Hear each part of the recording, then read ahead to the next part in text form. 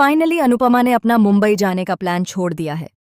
अब वह परी को सपोर्ट करने के लिए यहीं शाह हाउस में रुक जाती है और अब बहुत बड़ा धमाल होने वाला है।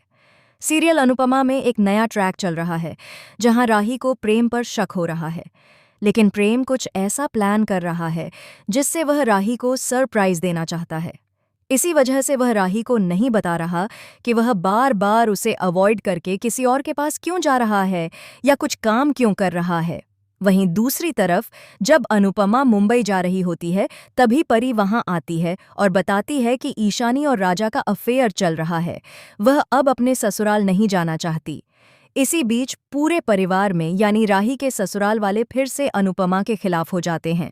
सबसे पहले पराग जी कहते हैं कि जो कुछ भी हुआ है उसकी जानकारी अनुपमा जी को देने या उन्हें बुलाने की कोई ज़रूरत नहीं है। दोस्तों, पराग जी के मूड स्विंग्स भी कमाल के हैं।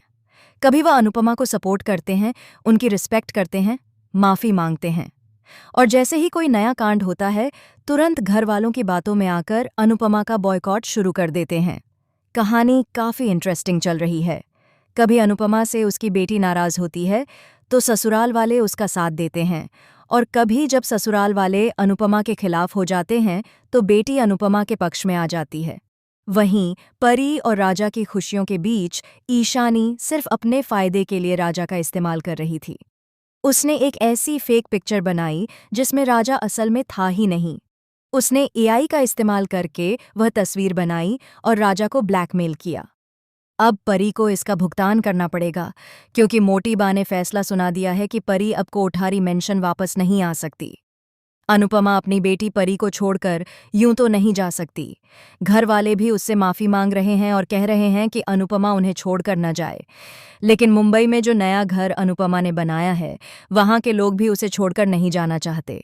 तो दोस्तों, क्या अनुपमा अहमदाबाद छोड़कर मुंबई चली जाएगी या फिर मुंबई को छोड़कर शाह परिवार के साथ अहमदाबाद में ही रहेगी? क्या वह अपनी बेटी परी के लिए कोठारियों से फिर से लड़ेगी? कैसे बचाएगी वह परी का रिश्ता और अपनी माही को गौतम जी के जाल से? कमेंट बॉक्स में बताएं कि आपको क्या लगता है, क्योंकि अब सबके तेवर बदले हुए हैं। अंश जैसा था वैसा है नहीं और गौतम जैसा दिखता है वैसा है नहीं। तो दोस्तों, क्या होने वाला है आगे? क्या है आपकी राय और कितना एंजॉय कर रहे हैं आप इस शो को? कमेंट में ज़रूर बताएं और ऐसे ही धमाकेदार ट्विस्ट जानने के लिए चैनल को सब्सक्राइब करें।